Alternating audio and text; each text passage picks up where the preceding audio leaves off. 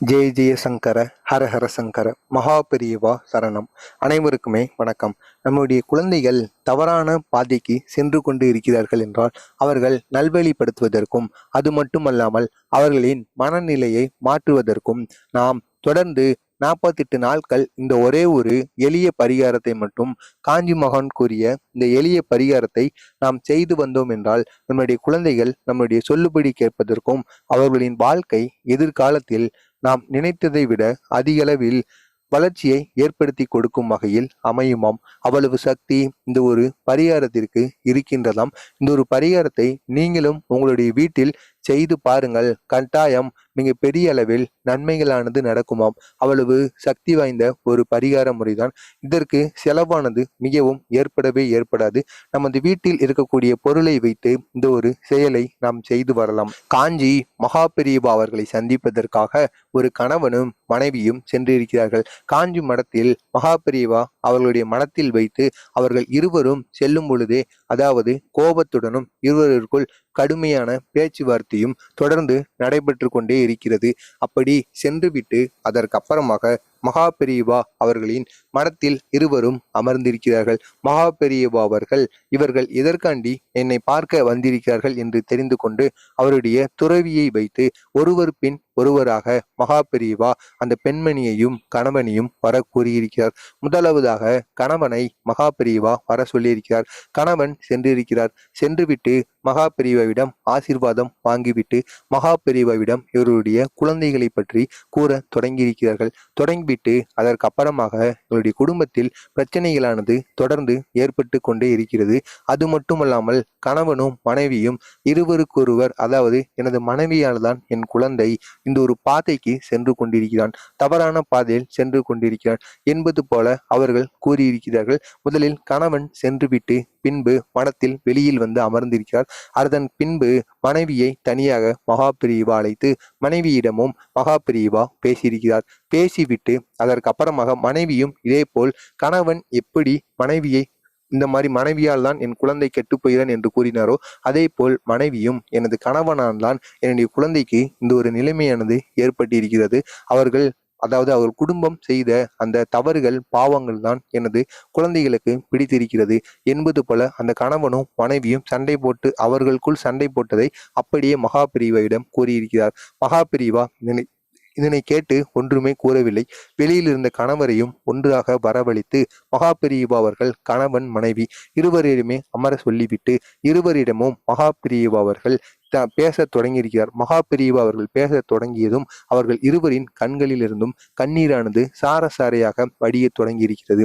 அதாவது நீங்கள் இருவருமே உங்களுடைய குடும்பத்தை குற்றம் சொல்லுகிறீர்கள், இருந்தாலும் நீங்கள் ஒழுங்காக வளர்த்தீர்கள் என்றால் உங்களுடைய மகன் எப்படி, அதாவது மனநிலை சரியில்லாமலும் அது மட்டும் இல்லாமல் தவறான பாதைக்கும் அவன் சென்று இருப்பான். நீங்கள் செய்த தவறுகளினால் தான் அவனுடைய நிலைமை இப்படி இருக்கும்.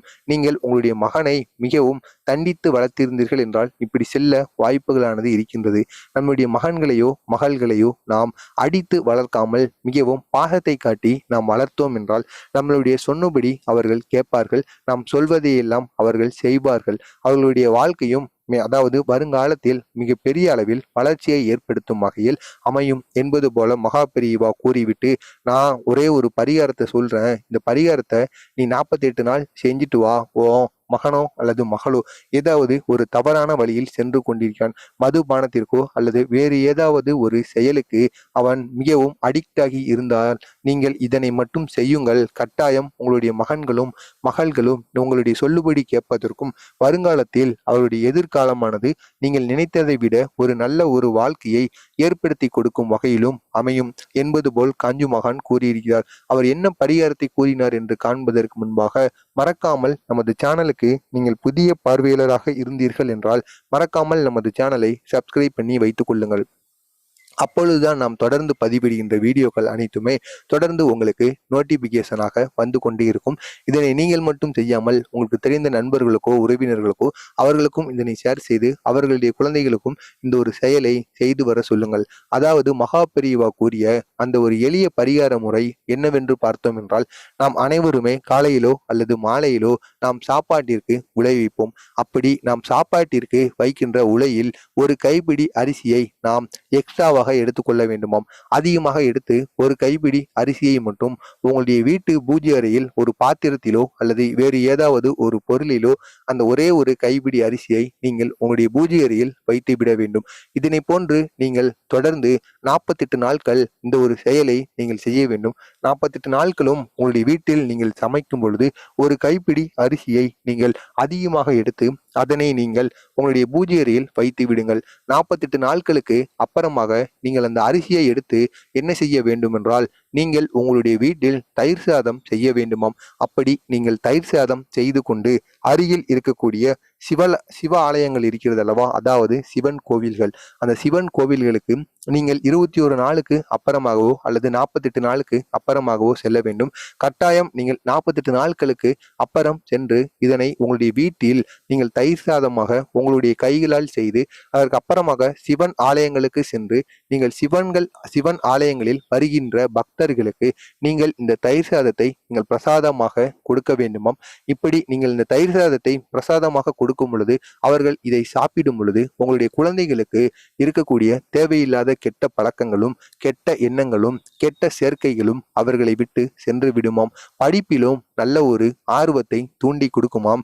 நீங்கள் உங்களுடைய வீட்டில் அரிசியானது அதிகமாக இருக்கின்றது என்றால் வெறும் தயிர் சாதத்தை மட்டும் வைக்காமல் தயிர் சாதம், சிறிதளவு சாம்பார் சாதம், சிறிதளவு லெமன் போன்கிற மாதிரி ஒரு 3 வகையான சாதங்களை உங்களுடைய வீட்டில் நீங்கள் செய்யுங்கள். இப்படி நீங்கள் செய்து அதனை உங்களுடைய வீட்டில் யாருமே சாப்பிடக்கூடாது. முதலில் சிவ ஆலயங்களுக்கு சென்று சிவனுக்கு சிறிதளவு படைத்து அங்கு வருகின்ற பக்தர்களுக்கு நீங்கள் தானமாக கொடுக்க வேண்டும்.